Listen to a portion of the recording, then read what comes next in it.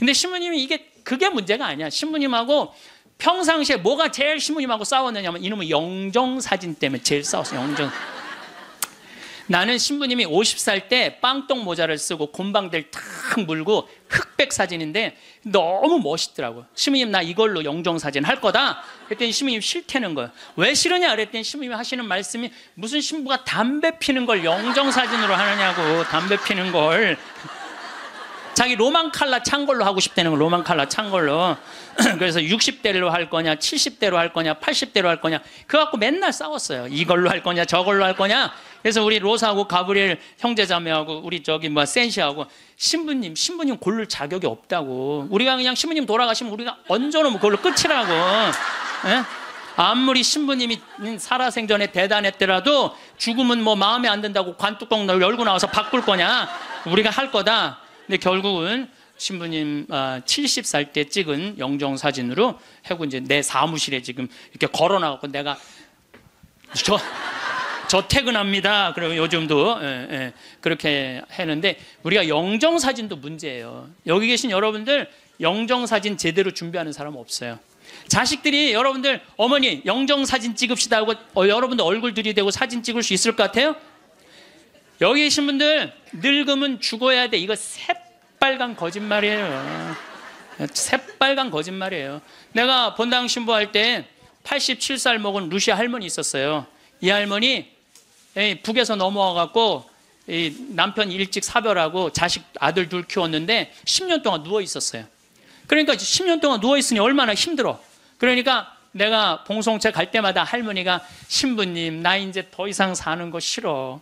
나 이제 죽어도 여한 없으니까 신부님 하느님하고 친하지 않느냐고. 그러니까 나 좀 빨리 데려가게 해달라고. 기도 좀 해달라고. 그럼 내가 할머니 손 꼭 붙잡고 할머니 걱정하지 마세요. 내가 성당 가서 어떻게 해볼 테니까 걱정하지 마세요. 맨날 그랬어요.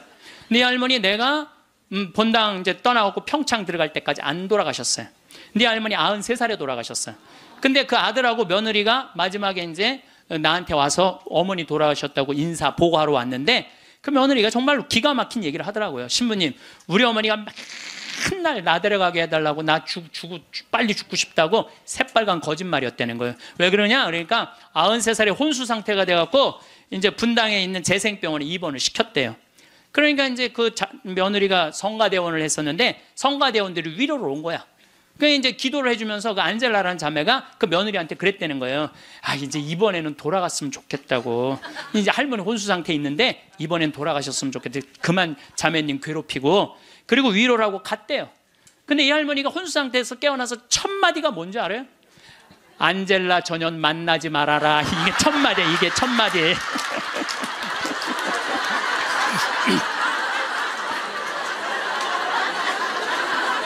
여러분들 죽음이 가까울수록 삶에 대한 애착은 더 강한 거예요. 죽음이 가까울수록 삶에 대한 애착은 더 강한 거예요. 그러니까 어머니 사진 찍읍시다. 영정사진 찍읍시다. 자식들이 못 들이대요. 또 여러분들 그 수상한 그녀라는 거 봤어요? 할머니가 마지막에 예쁠 때 영정사진 찍는다고 그러잖아요. 예. 본인들도 영정사진 안 찍어요. 찍으면 죽어야 되는 줄 알고. 그렇게 죽기 싫어하는데 영정사진 찍어. 그러니까 이제 마지막에 언제 찍느냐면 막 숨 넘어가기 일보 직전에 엄마 영정사진 하나를 준비 못 해놓은 거야. 이걸 찍는 거야, 이걸.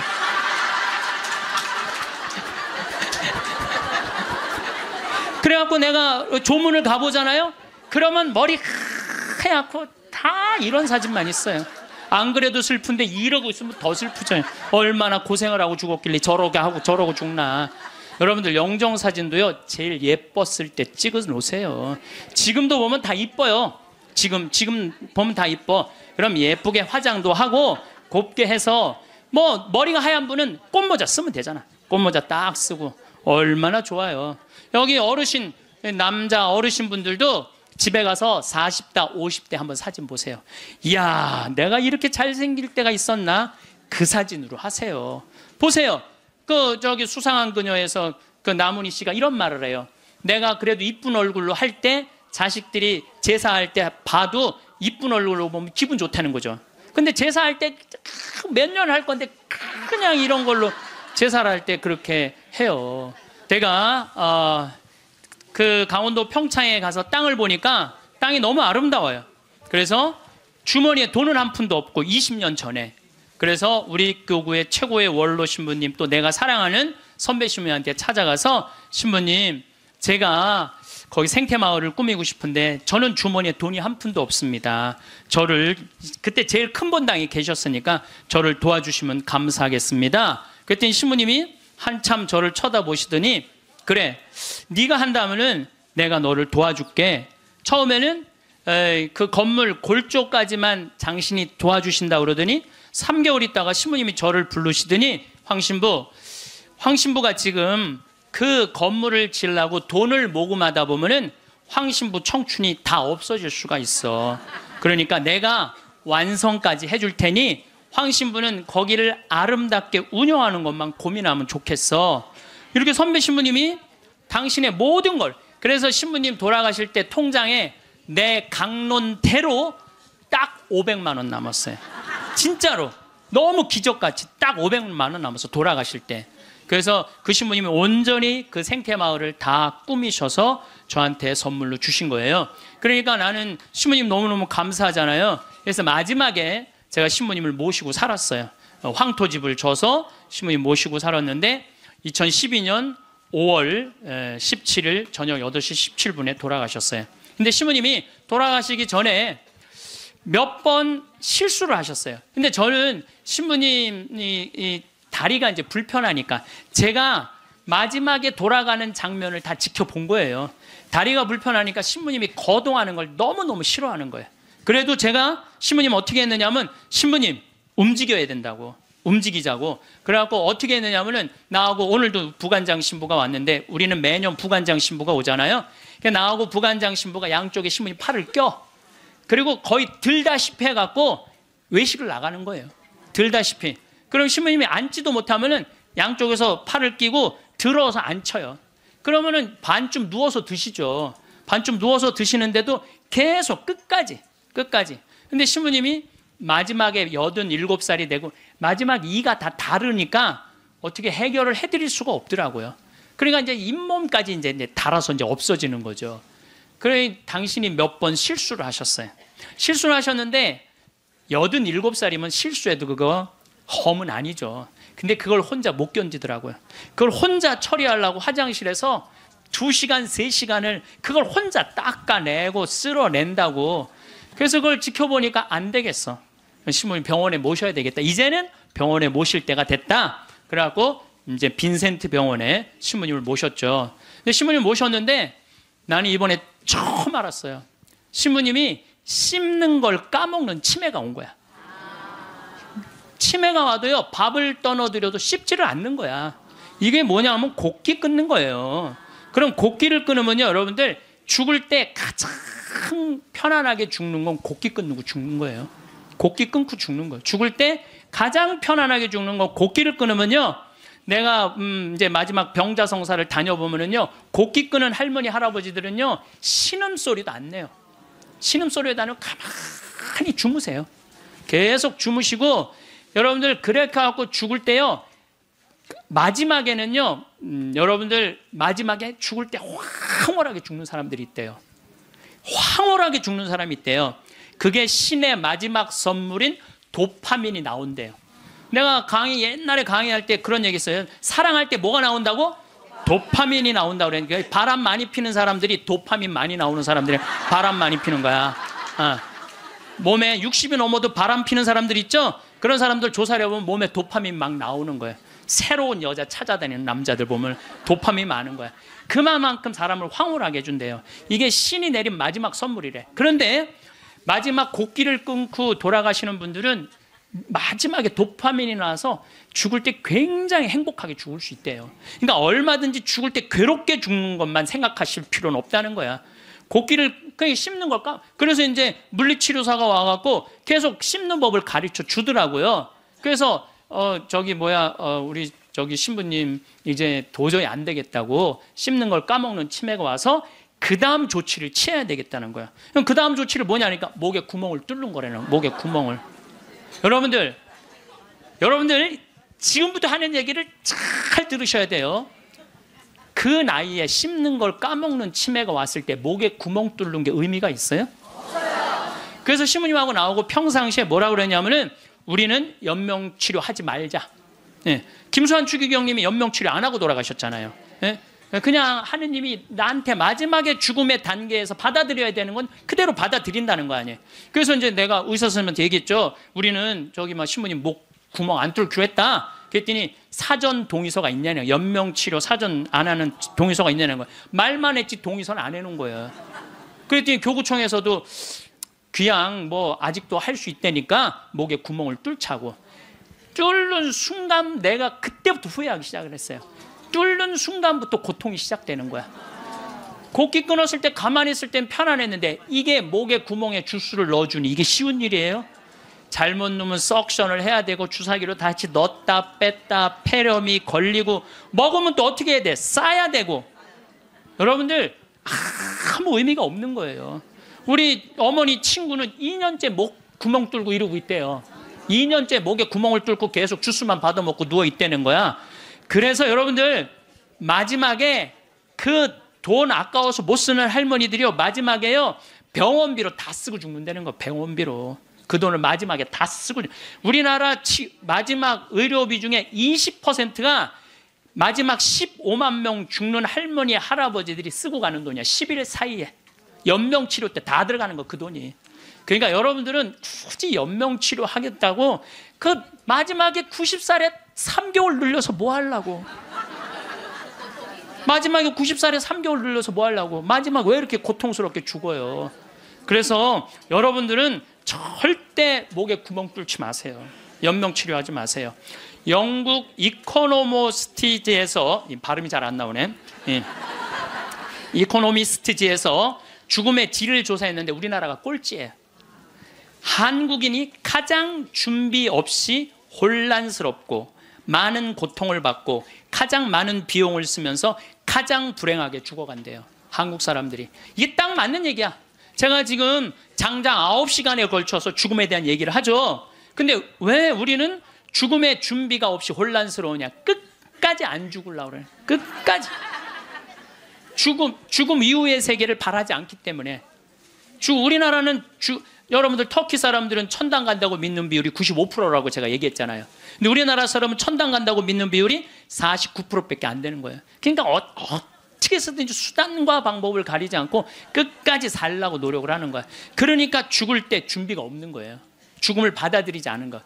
혼란스러운 거야. 혼란스러운 거야. 내가 천국에 갈지 지옥에 갈지 이게 확신이 없으니까 혼란스럽고 가장 많은 고통을 받아요. 끝까지 약을 투여하니까 고통을 겪는 거예요.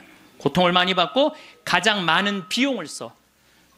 이 서양 사람들, 영국 사람들 보면은요, 죽을 때가 되면은요, 받아들이는 요즘 그런 문화가 참. 그래서 참 안타까운 거는 미국의 대학은 죽음이라는 과목을 강의를 해요. 대학에서 아예 죽음이라는 것을. 여러분들 우리가 인생의 가장 큰 숙제 중에 하나가 뭘까요? 죽음이에요. 근데 거기에 대해서 우리는 아는 게 하나도 없어. 그냥 안 죽으려고만 그래. 아는 거 없이 안 죽으려고만. 죽음학이라는 게 있다니. 죽음학이라는 게. 그래서 나는 우리나라 적어도 대학 정도면 죽음학을 가르쳐야 된다고 생각을 해요. 죽음에 대해서. 그러니까 가장 불행하게 죽어가네. 1년에 우리나라가 25만 명이 죽는데 15만 명이 아무 희망도 없는 연명치료 10일 동안을 한다는 거예요. 마지막에 하다가 고통스럽게 죽는다는 거예요. 아까도 말씀드렸지만 10일 동안 국민 의료 재정의 20%를 날려버리는 거예요. 10일 동안 국민 재정의 20%를 다 쓰고 죽는 거예요. 죽기 전에. 본인도 괴롭고 남아있는 자식도 괴롭긴 마찬가지라는 거죠. 여러분들 자식들 쓸 돈까지 쓰고 죽지 마세요. 그래서 존엄사 선언서가 이제는 우리나라가 됐어요. 그전에는 그게 살인이다 이런데 이제는 됐어요. 이 존엄사 선언서를 읽어 드릴 테니까 나도 이걸 쓰고 죽어야 써 놓으세요. 아예. 평화방송에서 자막에 내보내세요. 받아 적게. 존엄사 선언서. 나는 내가 불치병에 걸렸을 때나 사망의 시기가 가까워지고 있는 경우를 대비해서 나의 가족과 친척 및 나를 치료하고 있는 의료인들에게 다음과 같은 희망을 남깁니다. 이 선언서는 나의 정신이 건강한 상태에 있을 때 작성했음을 밝힙니다. 또한 나의 정신이 건강한 상태에 있을 때 내 스스로가 이것을 파기하든지 또는 철회하는 내용의 문서를 작성하지 않는 한 유효함을 밝힙니다. 1. 나의 병이 현재의 의학으로는 불치의 상태이고 이미 사망 시기가 가까워지고 있다고 진단된 경우에는 헛되게 사망 시기를 연장시키는 일체 행위를 거절합니다. 그러니까 이제 마지막에 여러분들 완전히 노안으로 죽을 때는요, 저 니마 그 강을 건너지 마오에 병원에 가도 의사가 뭐라고 그래요? 약을 먹어도 소용이 없대잖아요. 약을 먹어도 소용이 없을 때 굳이 막 바늘 꽂고 막 그럴 필요가 하나도 없다는 거예요. 그게 여러분들 마지막에 얼마나 괴로운지 몰라요. 제가 마지막에 괴롭게 죽는 분들을 너무 많이 봤거든. 병자성사 쫓아가서 보면은 막 피를 토하고 막 온몸을 떨고 죽는 사람들도 많아요. 그런데 정말로 곱게 죽는 할머니들, 내가 정말로 잊지 않는 할머니야. 보자, 비산동 보자니까 22년 전 보자 때인데 새벽에 막 사정환을 두들기는 거예요. 나가보니까 그냥 덩치가 이만한 고등학교 2학년 3학년 여학생인데, 신부님 우리 어머니 돌아가셔요 그런데 99살이래 그래갖고 새벽에 쫓아갔죠. 쫓아갔는데 내가 가니까 할머니 참 곱더라고요. 그런데 내가 병자성사를 하는데 아들이 어머니 신부님 오셨어요. 그러니까 나하고 눈을 마주치더니 내가 병자성사 전례를 하는데 내 손 따뜻하더라고. 손이 내 손을 잡고 전례가 마지막 우리 주 그리스도를 통하여 비나이다 하는데 딱 돌아가시더라고요. 아주 그 할머니는 내 생각에는 그냥 직천당 간 거야. 그래서 우리 아들이 우리 어머니가 신부님 오실 때까지 기다린 것 같다고. 그렇게 아주 곱게 죽는 사람도 있어요. 근데 어떤 약을 많이 쓴 사람들은 진짜 마지막에 고통스럽게 죽어요. 몸을 막 부들부들 떨고. 내가 얼마 전에도 어떤 형제가 그렇게 강남 성모병원에서 갔는데 그 부들부들 온 침대가 흔들리게 그러다가 세상을 떠난 형제도 있어요. 그러니까 마지막에 연명치료한다는 게 의미가 없다니까요, 마지막에. 그래서 나의 병이 현재 의학으로는 불치의 상태이고 이미 사망 시기가 가까워지고 있다고 진단된 경우에는 헛되게 사망 시기를 연장시키는 일체 행위를 거절합니다. 그럼 맞는 얘기죠. 두 번째, 단 이 경우 나의 고통을 완화시킬 수 있는 조치는 최대한 실시하십시오. 그 때문에 마치 사망 시기가 빨라져도 나는 전혀 상관없습니다. 자, 여러분들 이제 내가 죽을 때 암이 걸렸어. 그럼요, 제일 좋은 건요, 호스피스 병동에 들어가는 거예요. 근데 호스피스 병동은 언제 안 받아주냐? 막 죽기 전에, 일보 직전에 안 받아줘요. 언제 받아주냐? 정신이 온전할 때, 거동이 가능할 때. 그 호스피스 병동에 들어가면은요, 모르핀이 한 대 200원이에요. 그거 원도 한도 없이 놔줘요, 마지막에. 호스피스 병동에서는. 그러니까 마지막까지 생각만 바꾸면 마지막까지 원도 한도 없이 맞고 죽을 수 있어. 그래서 이걸 뭐라고 그러냐면은 암성 통증이 없게 해준다는 거예요. 암성 통증이. 근데 여러분들 엄청난 차이가 있어요. 끝까지 살라고 항암제 하잖아요. 그럼 마지막까지 고통스럽게 살다가 죽는 거야. 근데 내가 80이 넘으면, 여러분들 지난번에 삼성의료원에서 조사를 해봤대요. 80이 넘어갖고 항암의 의미가 있느냐 없느냐, 아무 의미가 없다는 거예요. 이렇게나 3개월 후에 죽고 저렇게나 3개월 후에 똑같이 죽는다는 거야. 근데 차라리 모르핀을 맞으면서 암성 통증을 죽여가면서 깨끗하게 마지막 준비하고 떠나는 게 훨씬 낫다는 거예요. 근데 우리는 안 죽으려고 그래서 문제인 거예요. 안 죽으려고 끝까지 희망의 끈을 놓지 않는 거지. 자식들이 그게 효도라고 생각하는데 절대 효도가 아니에요. 마지막까지 부모를 괴롭히는 거예요. 그래서 여러분들도 때가 되면은 그냥 호스피스 병동에 들어가서 원도 한도 없이 맞고 죽으셔요. 죽을 때. 그래서 그 얘기가 이 얘기예요. 단 이 경우 나의 고통을 완화시킬 수 있는 조치는 최대한으로 실시하라는 거예요. 그 때문에 사망 시기가 빨라져도 나는 전혀 상관없습니다. 세 번째, 내가 수개월에 걸쳐 이른바 식물인간 상태에 빠진 경우에는 일체 생명 유지 조치를 취하지 않기를 바랍니다. 산소호흡기 될 필요가 없다는 거예요. 이미 식물인간이 됐는데. 이상 나의 존엄사 선언이 충실하게 실행될 수 있도록 노력해 주신 분들에게 깊은 감사의 말씀을 드립니다. 그리고 그분들이 나의 희망에 따라 행하신 모든 일들의 책임은 나 자신에게 있다는 것을 밝힙니다. 2015년 1월 7일 오늘로 내가 해놨어요. 주민등록번호, 이름, 서명. 그래서 한국존엄사 사전의료의향서 이렇게 나와 있어요. 그래서 여러분들 그거 찾아보면 나와요. 그럼 프린트 해갖고 해놓고 도장 찍어 놓으면은 얼마든지 자식들이 그거 가지고 편안하게 할 수 있으니까. 어쨌든 이제 신부님이 87세인데 곡기를 끊고 목에 구멍을 뚫고 참 힘든 시간을 보냈어요. 2월 2일 날 입원했으니까 5월 17일 날 돌아가셨거든요. 그런데 여러분들 3개월 고생하고 죽는 거는요, 가장 행복하게 죽는 거예요. 죽을 때 3개월 정도 고생을 하면은요, 자식인, 내가 자식 아니야, 우리 신부님한테. 자식인 내가 마저 못한 효도하고, 찾아볼 거 찾아보고, 주위에 만날 사람 다 만나고, 3개월 지나면서부터 지겨워요.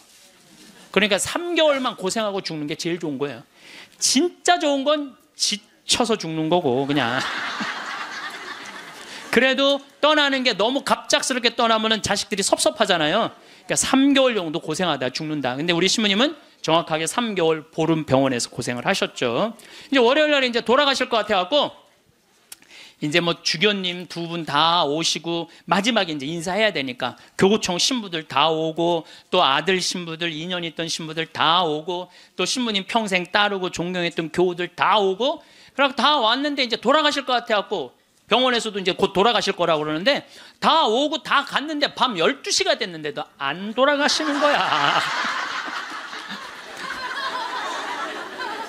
다 준비하고 이제 떠나보낼 준비 다 했는데, 새벽 2시가 돼도 안 돌아가시는 거예요. 나는 당장 내일부터 또 피정 강의해야 되는데. 그래서 내가 신부님한테 그랬어요. 이제 이렇게 계속 잠만 주무시니까, 신부님, 내가 옆에 지키고 있으면 좋겠는데, 아무래도 신부님 안 돌아가실 것 같으니까 나 피정 강의하고 또 올 테니까 그때까지 살아 있으라고. 그리고 나는 이제 강원도 평창에 가서 피정을 계속했는데, 목요일 날 그날은 느낌이 이상하더라고요. 오늘 돌아가실 것 같다. 전화를 계속해 보니까 계속 혼수 상태라고 그러고. 그래서 목요일 날은 강의 2시에 마치고 부관장 신부님한테, 야, 네가 나머지 다 해라. 나 아무래도 오늘 신부님 돌아갈 것 같다. 그래갖고 이제 부지런히 이제 수원 빈센트, 평창에서 빈센트에 또 와갖고 이제 신부님 옆에 이제 한 저녁 7시 됐는데 와서 보니까 멀쩡하게 계신 거예요. 안 돌아가시고. 1시간을 지키고 있는데도 계속 그냥 멀쩡하게 있는 거예요. 그래서 내가 이제 신부님한테 얘기했죠. 신부님, 이제 좀 돌아가셔라. 아니, 내가 장어를 많이 사줘서 안 죽는 거냐.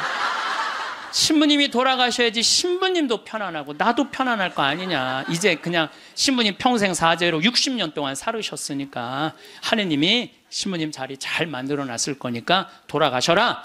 근데 뭐 3일 동안 혼수 상태에 있던 분이 내가 그 말을 했는데 눈을 딱 뜨는 거예요. 내가 얼마나 깜짝 놀랐는지 몰라. 이분이 워낙 무서운 분이거든요. 눈을 뜨는데 깜짝 놀랐어요. 그랬더니 그 평생 로사하고 가브리엘 신부님 모시던 부부가 그러는 거예요. 아유, 우리 김 신부님이 황 신부님을 사랑하긴 사랑했나 보다고. 저렇게 눈뜨라고 사람들이 수도 없이 와서 얘기했는데도 눈 안 뜨더니 저거 보라고, 황 신부님 얘기하니까 저 눈 뜨는 거 보라고. 그래서 내가 신부님한테 그래서, 신부님, 나는 신부님 때문에 평생 행복했다. 정말 신학생 때부터 참 아껴주셨거든요. 보자 때도 그랬고, 또 내가 새로 막 성당 이제 본당 신부 돼갖고 막 혈기왕성할 때 성당 분가하려고 땅이 나왔는데 그 땅 돈이 2억이나 됐어. 20년 전에. 그런데 2억이 있어야지 그 땅을 딱 잡는데 지금 그 땅이 아주 아파트 한가운데 금싸라기 땅이 됐어요. 나야 뭐 기댈 신부님 그분밖에 없고, 신부님 저 돈 좀 2억 꿔주세요. 그분이요 단 1초도 안 걸리고 내려와. 이마만큼 아끼고 사랑해 주셔서 나한테 얼마나 고마운 분이에요, 평생. 그래서 내가 신부님한테, 신부님 내 평생 내 바람막이고 내 의지가 됐는데 너무너무 고맙다고. 그리고 신부님, 오늘 내가 다 오라고 그랬거든. 신부님 친한 그 사랑했던 분들, 교우들 다 저 눈 좀 마주치라고 다. 그랬더니 내가 시키는 대로 눈을 다 마주치더라고요. 그리고 마지막에 이제 내가 손을 꼭 잡고, 신부님 너무너무 고마웠다고. 근데 신부님이 내 손을 꼭 잡더니 눈을 그대로 숨을 거두시더라고요. 네, 그래서 아니, 나는 우리 신부님처럼만 죽을 때 죽는다면 원도 한도 없겠어요. 원도 한도 없어요. 그래서 이제 의사가 와갖고 사망 선언을 하더라고요.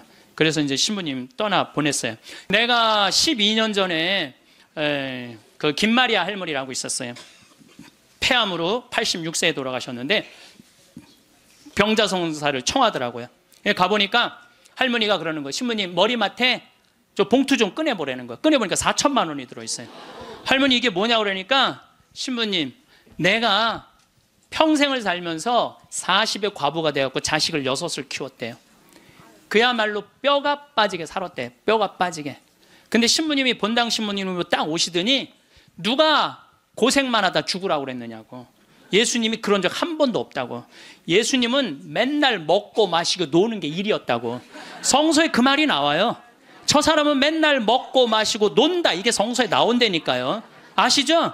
네, 그게 일이었던 분이야. 근데 우리는 왜 뼈가 빠지게 고생만 해야 돼? 우리도 예수님 닮으려면 먹고 마시고 놀아야지.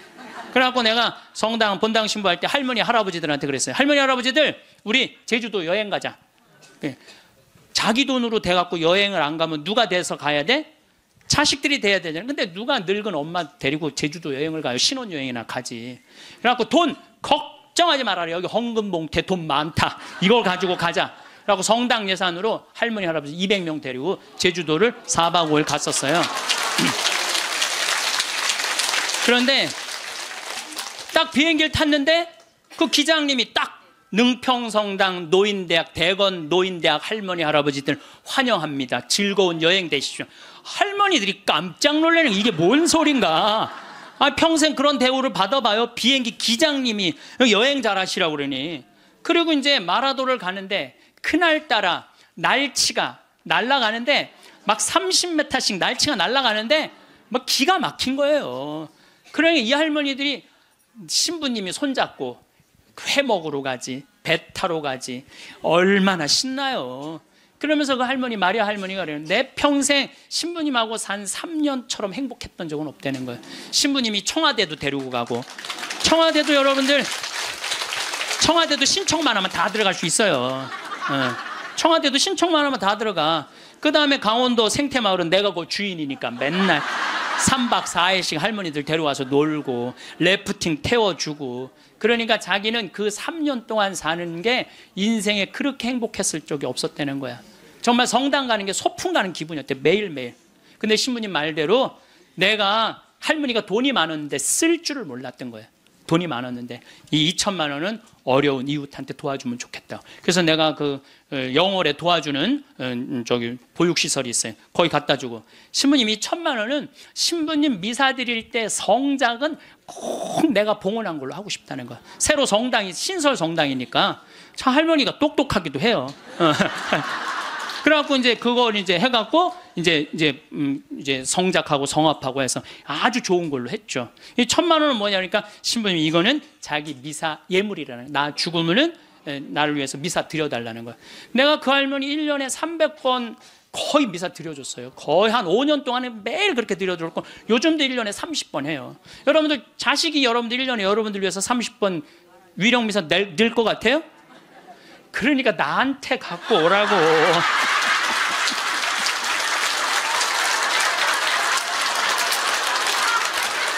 이거는 농담이에요.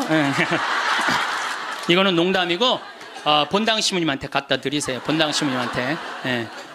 나는 장례 미사 때 성가도 마음에 안 들어. 성가도 너무 슬퍼. 뭐 죽는 게 뭐 이렇게 슬프다고. 그래서 나는 장례 미사 때 난 성가 난 다 정해놨어요.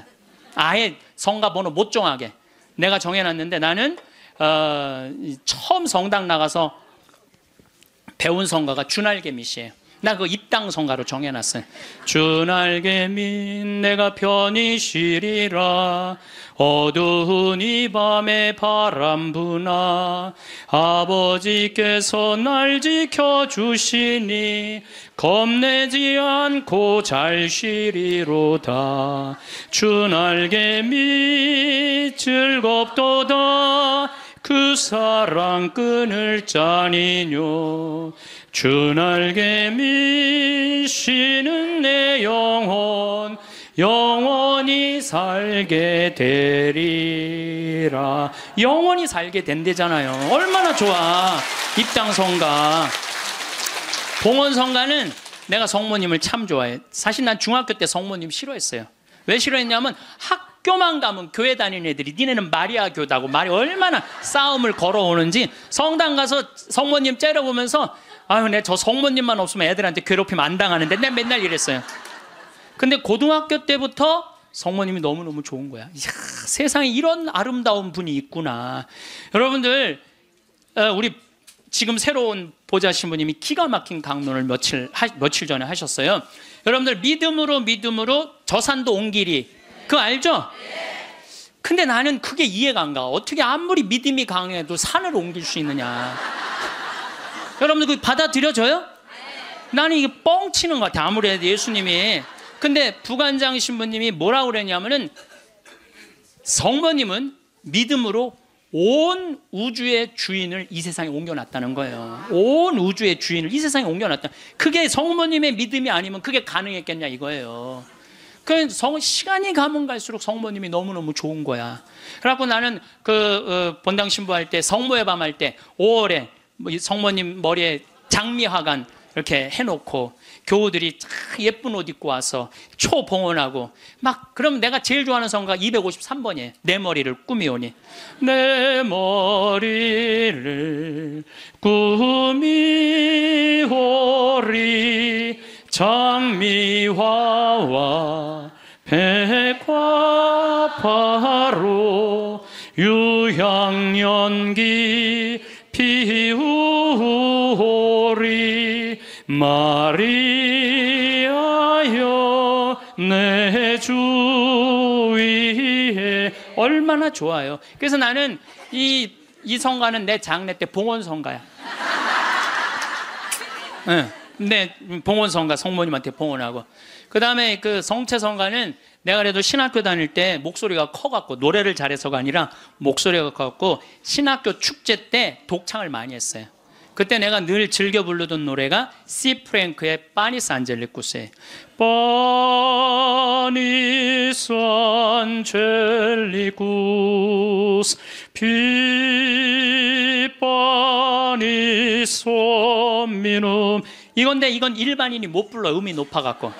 그래서 난 죽을 때 아예 성악가 한 놈을 사놓고 죽을 거야. 아예. 야, 너 나 죽으면 꼭 가서 불러라. 나의 돈을 줘놓고. 예. 퇴장성가는 내 한평생을 예수님 안에 내 온전하게 그 말씀 안에 내 결코 뒤를 바라봄 없이 그분만을 따릅니다. 얼마나 좋아. 한평생 예수님 따른다는 거. 나는 내 장례 때 이런 성가 울려 퍼지는 거 원하지 않아요. 오늘 이 세상 떠난 이 영혼 보소서, 이런 거 원하지 않아. 내가 뭐 죽으러 가?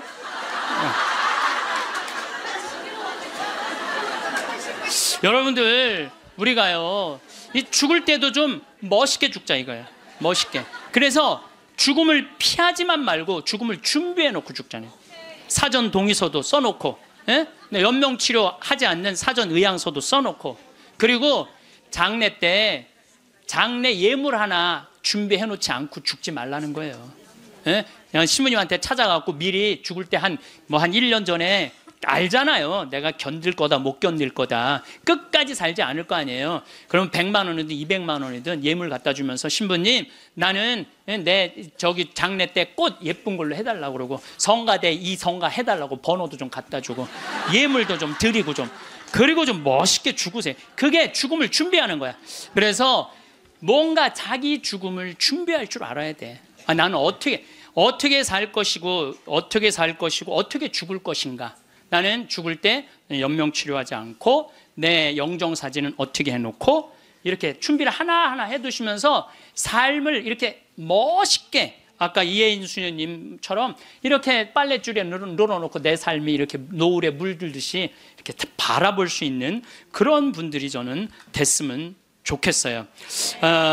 여러분들, 내가 2017년 9월 30일부터 10월 9일까지 추석이 끼어갖고 황금 연휴야. 2017년이라 봤자 이제 뭐 3년밖에 안 남았잖아요. 여러분들은 뭐 황금 연휴하고 아무 상관없는 분들이지만은 계속 황금 연휴잖아. 지금 계속 앞으로 50년 동안 황금 연휴. 예. 근데 어쨌든 우리 생태마을에 매년 이제 정월만 되면 나한테 와갖고 세배를 하는 아이들이 있어요. 내가 얘네들을 언제부터 봤냐? 중학교 3학년 때부터 봤던 애들이야. 그래갖고 저기 다시 또 본당 신부로 가갖고 혼배해주고 걔네들 난 애들 유아세례 주고 뭐 다 그랬던 애들인데 아버지 같은가 봐. 근데 사실은 1월 1일에 오면은 나는 1년 동안 에너지를 다 쏟아 넣어갖고 12월 한 25일부터 한 1월 5일까지는 아무도 안 봐요. 내 방에만 있죠. 그냥 혼자 있는 게 너무너무 좋으니까. 그래서 와도 잘 안 놀아줘요. 안 놀아주는데도 20년 동안 변함없이 오는 거야. 마음이 짠하더라고요. 그래서 작년에도 올해도 또 왔고, 작년에 왔길래 얘들아, 내가 너희들하고 못 놀아줘서 미안해. 너무 내가 지치고 힘들 때 니네들이 와서 못 놀아줘서 미안한데 대신 2017년 9월 30일부터 10월 9일까지 지금 다 직장 다니니까 황금 연휴야. 내가 그때 너희들이랑 동유럽 여행을 갈게. 그랬더니 얘네들이 너무 신난다는 거야. 그래갖고 얘네들이 벌써 개모임을 시작을 한 거야. 근데 여러분들, 사람이라는 게요, 계획이 있잖아요. 삶이 지겹지가 않아요. 내가 1년 후에 무슨 일을 하고 3년 후에 무슨 일을 할 거라는 계획이 있잖아요. 삶이 지겹지가 않아요. 벌써 이제 1년을 모았대. 자기네들이 무슨 카톡 방도 만들어 놨대. 그래갖고 맨날 그거 뭐 크로아티아를 갈 거냐, 무슨 폴란드를 갈 거냐, 모여서 얘기하는 것만 해도 즐거운 거예요. 모여서 얘기하는 것만 해도. 그래서 여러분들도 계획을 세우세요. 얘네들이 뭐 한 달에 한 20만 원씩 모은대요. 그러면 충분히 갔다 오거든요. 아니 뭐 무슨 사치를 하라고 그래? 낭비를 하라고 그래? 지금 2년 전부터 모아갖고 한 5년 모아갖고 가는 건데 자기네들이 너무너무 행복하대요. 그래갖고 거기 벌써 뭐 20명이나 모였대. 한 10명 데리고 가려고 그랬더니 우리 직원들도 자기네들도 간다는 거야. 네. 저는 여러분들, 제가 요즘 아프리카 봉사를 참 많이 하잖아요. 난 우리 직원들한테 이번 연말에 직원들 회의를 하는데 직원들한테 너무너무 고마운 게 얘네들 분유를 대주는 그 기관에서 작년 말로 분유를 끊었대요. 수녀님이 걱정을 하더라고요. 그래서 내가 우리 직원들한테 넌지시 얘기했어요. 야, 거기 분유 우리 잠비아 우리 생태마을 직원들이 모아서 보내주면 안 될까? 그랬더니 직원들이 막 회의를 하더니 30명 직원들이 하겠다고. 보니까 1년 내내 분유를 대줄 수 있겠더라. 우리 직원들이 이렇게 내는 걸 보니까. 우리 또 보좌 신부님은 11조를 또 한대요. 신부된 지 1년밖에 안 된 신부인데 자기는 꼭 11조를 하나님한테 봉헌한대요. 전 신부는 안 그래도 되는데 굳이. 그럼 보좌 신부가 이제 한 달에 이제 10만 원씩 내놓을 것 같아 보니까. 그러니까 뭐 합치면은 걔네들 뭐 분유 충분하게 먹을 수 있을 것 같아. 그래서 여러분들도 아프리카 가는 거를 멀게 생각하지 마세요. 아프리카 여러분들 얼마면 가느냐? 비행기가 한 230만 원이야. 그리고 여러분들 한 달에 30만 원이면 여러분들 먹는 거 충분히 떨어져요. 30만 원만. 그럼 230만 원에 30만 원이면 360만 원 아니에요. 그렇죠? 600만 원. 그리고 400만 원은 거기다 주고 1000만 원만 있어도 아프리카 1년 갔다 올 수 있어요. 거기 가면 여러분들 할 일 너무너무 많아요. 지금 옥수수가 막 자란대. 풀도 뽑고 또 애들도 씻겨주고 병원 청소도 해주고 또 내가 이제 이번 여름에 대학생 40명을 데리고 아프리카에 갈 거예요. 여러분들 자녀들 또 이 방송을 보는 분들 중에서 원한다면 아프리카 우리 생태마을로 자원해 주세요. 그리고 이번에는 가갖고 우리 문화교류도 할 거야. 또 안과 선생님 많이 필요해요. 안과 선생님들도 있으면 자원을 해주면은 여러분들 가갖고 1년 아프리카, 여러분들 생각 60살 되면요, 제가 얘기했잖아요. 이 0.7년 곱하면 6, 7이 42야. 42살이야. 42살에 한국에서 그냥 1년 1000만 원 써요. 1년 1000만 원 쓰신다니까. 그러니까 그거 가지고 내 생각에는 아프리카 가서 1년 동안 봉사활동 하고 오잖아요. 여러분들 삶이 달라져요. 완전히 달라진다는 내가 확신합니다. 예. 남을 위해서 한번 인생을 살아보잖아요. 남을 위해서 사는 것처럼 의미가 있는 게, 내가 그 치과 의사 선생님들이 사실은 일주일을 비우면은요, 치과는 돈이 얼마야. 근데 첫 해는 2분을 데리고 갔는데 조금 좀 미안하더라고요. 근데 둘째 데리고 갔는데 자기네들이 너무 행복해하는 거야. 근데 지난 월요일 날 그 선생님들 모였는데 더 많이 끌어모았고 간다는 거예요. 막 가슴이 설렌다는 거예요. 자기네들 한 주면 2천만 원, 3천만 원 돈을 못 버는 건데 막 설렌다는 거예요. 남을 도와주고 어려운 사람을 위해서 자기가 무언가 할 수 있다는 건요, 인생이 즐거운 거야. 여러분들 이 세상 살면서 나만을 위해서 살다 가면 그 얼마나 어리석은 일이에요. 이웃을 위해서도 좀 살고, 그런 설계를 한번 해보라는 거예요. 나도 한번 아프리카 한 1년 가갖고 봉사활동 한번 해봐야 되겠다. 그런, 우리가 한국에서 욕심 부리면서 지지고 볶고하지 말고 맨날 싸우고 죽이는 것만 보고 그러지 말고, 예? 좀 그 아름다운 데 가갖고 수녀님들하고 같이 기도도 좀 하고, 그 아프리카 수사님 수녀님들 많으시거든요. 그 수녀님들하고 얘기도 좀 하고, 영어 안 돼도 다 통해요. 걱정하지 마세요. 말 안 해도 다 통하니까 걱정하지 마시고, 내가 한번 그런 도전을 해보면은요, 사는 게 즐거울 거야. 근데 그냥 오늘이 저날이고 저날이 이날이고 이런 사람들은요, 사는 게 너무너무 재미없어요. 아침에 일어나 하루를 시작할 때 우리는 마치 시간이 무한정이 있을 것처럼 생각하며 살아갑니다. 오늘 할 수 있는 일들을 내일로 미루고 지금 느낄 수 있는 감정들을 다음 기회로 미뤄둡니다. 마치 시간이라는 계좌에 무한한 잔고가 들어있는 것처럼 말입니다. 이런 착각 속에서 우리는 수많은 소중한 순간들을 놓치며 살아갑니다. 가족과 함께 할 수 있는 시간을 미루고 친구들과의 만남을 뒤로 미루며 나 자신을 위한 시간조차 막연한 기대 속에 유예시킵니다. 하지만 삶을 살아가다 보면 문득 깨닫는 순간이 있습니다. 시간은 유한하다는 것, 그리고 바로 이 깨달음이야말로 우리에게 시간의 진정한 가치를 알려주는 가장 소중한 선물이라는 것을 말입니다. 유한하다는 것을 아는 순간부터 우리는 비로소 매 순간이 얼마나 귀한지를 느끼기 시작합니다. 이는 단순한 깨달음이 아닙니다. 삶을 바라보는 근본적인 시각의 전환이며 존재하는 방식의 혁신적인 변화입니다. 무한하다고 착각했던 시간이 실은 한정된 자원이라는 것을 알게 되면 우리의 모든 선택과 행동에 새로운 의미가 부여됩니다. 그동안 당연하게 여겼던 일상의 모든 것들이 특별한 선물로 다가오기 시작합니다. 아침에 눈을 뜨는 것, 사랑하는 사람의 목소리를 듣는 것, 따뜻한 햇살을 느끼는 것, 이 모든 것들이 결코 당연한 것이 아니라는 사실을 깨닫게 됩니다. 삶에도 끝이 있다는 것을 인식하게 되면 신기한 일이 벌어집니다. 마치 안개가 걷히듯 그동안 복잡하고 어수선했던 우리 삶의 우선순위가 놀랍도록 명확해집니다. 이는 마치 혼탁했던 물이 가라앉으면서 바닥이 선명하게 보이는 것과 같습니다. 그동안 우리를 혼란스럽게 했던 수많은 것들이 정리되기 시작하고 정말로 중요한 것과 그렇지 않은 것들이 명확하게 구분됩니다. 그동안 마음을 무겁게 짓눌렀던 사소한 걱정들이 한순간에 가벼워집니다. 누군가의 시선이나 평가에 대한 걱정, 남들과 비교하며 생겨나는 불필요한 경쟁심, 그리고 물질적인 것들에 대한 과도한 욕심들이 마치 물안개처럼 사라져갑니다. 이런 변화는 급작스럽게 일어나는 것이 아닙니다. 마치 서서히 떠오르는 해가 어둠을 물리치듯 점차적으로 우리의 인식을 변화시킵니다. 어제까지 중요하다고 생각했던 것들이 오늘은 그렇게 중요하지 않게 느껴지고, 그동안 놓치고 있었던 진짜 소중한 것들이 하나둘씩 모습을 드러내기 시작합니다. 대신 정말로 중요한 것들이 선명하게 모습을 드러냅니다.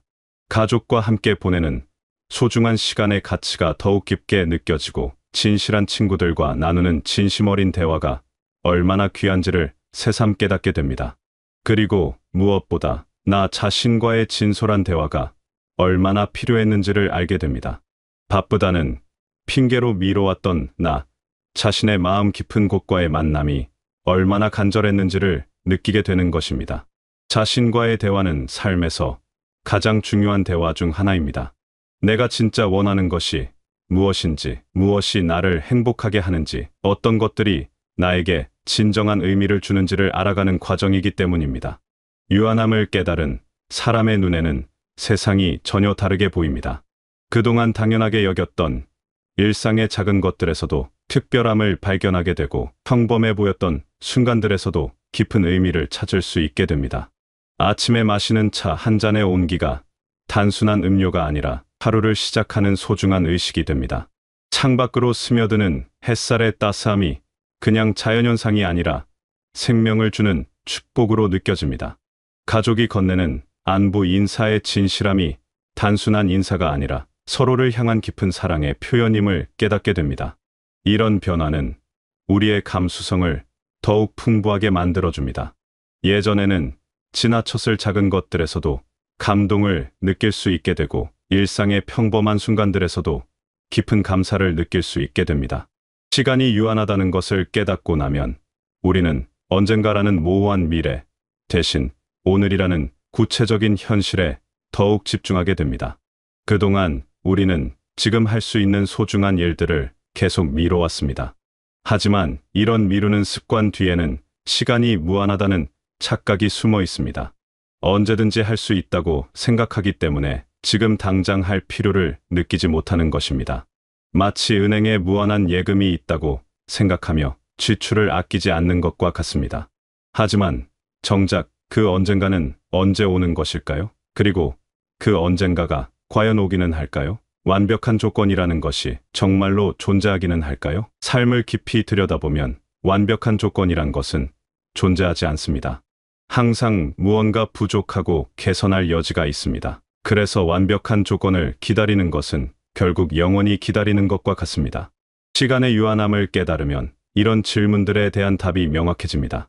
완벽한 조건을 기다리며 오늘을 희생하는 것보다는 불완전하더라도 지금 이 순간을 충실히 살아가는 것이 훨씬 현명한 선택이라는 것을 알게 됩니다.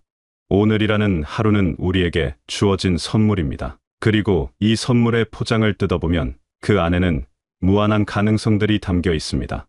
누군가에게 고마움을 표현할 수 있는 기회, 새로운 것을 배울 수 있는 시간, 아름다운 것을 감상할 수 있는 여유, 그리고 나 자신을 더욱 깊이 이해할 수 있는 순간들이 말입니다. 이 가능성들은 오늘이라는 하루 안에서만 실현될 수 있습니다.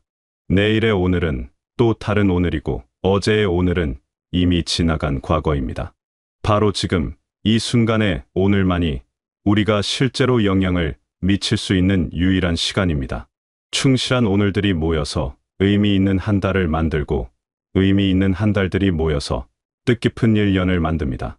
그리고 이렇게 쌓인 뜻깊은 시간들이 모여서 아름다운 삶을 완성해가는 것입니다.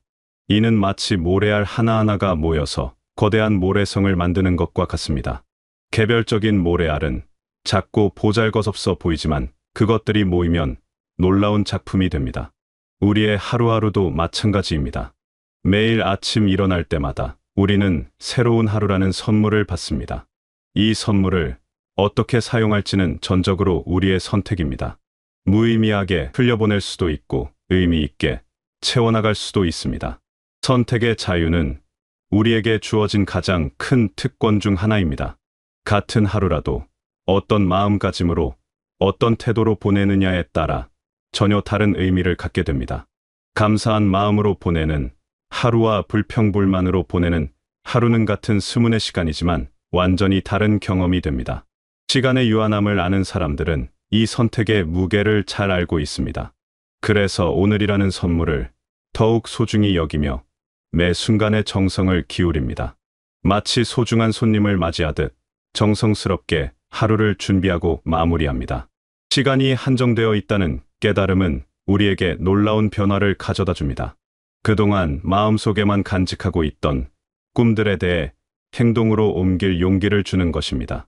아직 이르다, 나중에 해도 된다, 실패하면 어떻게 하지 하는 걱정들이 지금 하지 않으면 언제 하지, 시도해보지 않으면 평생 후회할 것 같은데 실패해도 도전했다는 것만으로도 의미가 있어 하는 생각들로 바뀝니다. 이런 변화는 단순한 생각의 전환이 아닙니다.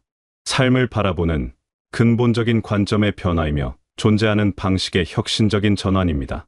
시간의 무한함을 전제로 했던 삶의 방식에서 유한함을 전제로 하는 삶의 방식으로의 전환인 것입니다.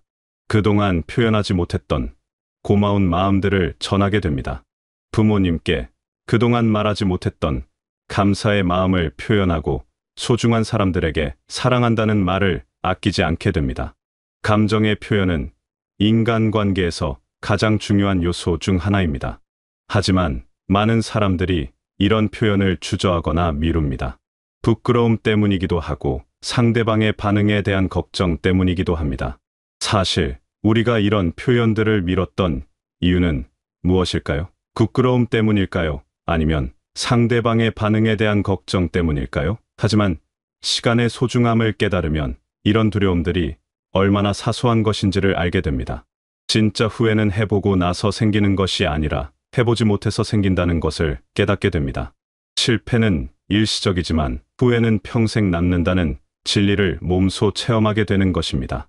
실패에 대한 두려움은 자연스러운 감정입니다. 누구나 실패를 두려워하고 성공을 원합니다. 하지만 실패를 두려워한 나머지 아무것도 시도하지 않는다면 그것이야말로 가장 큰 실패가 아닐까요? 유한함에 대한 인식은 우리를 더욱 용감하게 만듭니다. 남은 시간이 한정되어 있다면 그 시간 동안 최대한 많은 것들을 경험하고 느끼고 표현하고 싶어집니다. 그동안 미뤄왔던 취미 생활을 시작하게 되고 새로운 사람들과의 만남을 두려워하지 않게 됩니다. 배우고 싶었던 것들을 배우기 시작하고 가보고 싶었던 곳들을 찾아가게 됩니다. 취미 생활은 삶에 활력을 주는 중요한 요소입니다. 하지만 많은 사람들이 시간이 없다, 여유가 없다는 이유로 취미 생활을 미룹니다. 하지만 정작 시간과 여유는 만들어가는 것이 아닐까요? 새로운 만남도 마찬가지입니다. 나이가 들수록 새로운 사람들과의 만남을 꺼리게 되는 경향이 있습니다. 하지만 새로운 만남은 우리에게 새로운 시각과 새로운 에너지를 가져다 줍니다. 배움에 대한 열정도 되살아납니다. 그동안 이제 와서 배워봤자 하는 생각으로 포기했던 것들에 다시 도전하게 됩니다. 배움에는 나이가 없고 시기가 없다는 것을 깨닫게 되는 것입니다. 이런 변화들은 모두 시간의 유한함을 깨달았기 때문에 가능한 것들입니다. 무한정 있을 것 같았던 시간이 실제로는 한정되어 있다는 것을 알았기 때문에 지금 이 순간이 얼마나 소중한지를 깨닫게 된 것입니다. 이는 마치 한정판 상품을 대하는 마음과 같습니다. 언제든지 살 수 있다고 생각하면 굳이 지금 사지 않아도 된다고 생각하지만 한정판이라는 것을 알면 지금 당장 행동에 옮기게 됩니다. 삶의 유한함을 인지하는 것은 결코 슬프거나 절망적인 일이 아닙니다. 오히려 그 반대입니다. 이 깨달음이야말로 현재를 가장 밝고 의미 있게 살아갈 수 있는 가장 강력한 원동력이 되어줍니다. 시간이 무한하다고 생각하는 사람은 매 순간을 소홀히 여기기 쉽습니다. 언제든지 할 수 있다, 나중에 해도 된다는 생각으로 현재의 소중함을 놓치게 됩니다. 하지만 시간이 유한하다는 것을 아는 사람은 매 순간을 귀하게 여기며 정성껏 살아갑니다. 이것이 바로 유한함이 우리에게 주는 가장 큰 선물입니다.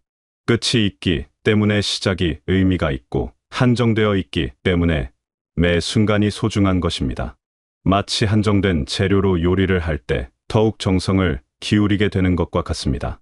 우리는 이제 매일 아침 눈을 뜰 때마다 새로운 마음으로 하루를 맞이할 수 있습니다. 어제와는 다른 새로운 하루, 다시는 돌아오지 않을 소중한 하루를 맞이하는 것입니다. 오늘이 주는 기회들을 놓치지 않으려고 노력하고 지금 이 순간에 집중하며 살아갈 수 있습니다. 과거에 대한 후회나 미래에 대한 걱정보다는 현재에 온전히 집중할 수 있게 됩니다. 사랑하는 사람들과 함께하는 시간을 더욱 소중히 여기게 됩니다. 함께 있을 수 있는 시간이 무한하지 않다는 것을 알기 때문에 매 순간을 더욱 깊이 있게 느끼고 더욱 진실하게 나눕니다. 나 자신과의 대화를 더욱 깊이 있게 나눌 수 있습니다. 바쁘다는 핑계로 미뤄왔던 자기 성찰의 시간을 갖게 되고 진정한 나 자신을 만나는 소중한 시간을 갖게 됩니다. 새로운 도전을 두려워하지 않게 됩니다. 실패할 가능성이 있더라도 도전하지 않는 것보다는 도전해보는 것이 낫다는 것을 알기 때문입니다. 시간이 한정되어 있다면 그 시간 동안 후회 없이 살고 싶어지는 것은 자연스러운 일입니다. 진실한 감정을 표현하는 것을 주저하지 않을 수 있습니다. 고마운 마음, 사랑하는 마음, 미안한 마음, 이 모든 감정들을 솔직하게 표현할 용기를 갖게 됩니다. 여러분의 오늘은 어떤 의미로 채워져 있나요? 그리고 내일의 오늘은 또 어떤 새로운 이야기로 가득 찰까요? 이런 질문들을 스스로에게 던져보는 것만으로도 삶이 더욱 의미 있어집니다. 시간의 유한함을 깨달은 사람들은 알고 있습니다. 매 순간이 다시 돌아오지 않는 유일한 순간이라는 것을 말입니다. 그래서 그들은 지금 이 순간을 영원처럼 소중히 여기며 살아갑니다. 끝을 기억하는 삶이야말로 매 순간을 영원처럼 살아가는 방법입니다. 유한함을 받아들인 사람만이 무한한 의미를 창조할 수 있습니다. 한정된 시간이기 때문에 더욱 값지고 소중한 것입니다. 여러분도 오늘부터 매 순간을 더욱 소중히 여기며 지금 이 시간이 주는 선물들을 마음껏 누리시길 바라겠습니다. 시간은 흘러가지만 그 시간 속에서 만들어가는 아름다운 이야기들은 영원히 여러분의 마음속에 빛나는 별처럼 남을 것입니다. 삶의 매 순간이 여러분에게 특별한 의미와 따스한 위로가 되고 오늘이라는 선물 안에서 진정한 행복과 깊은 감사를 발견하실 수 있으시길 바라겠습니다.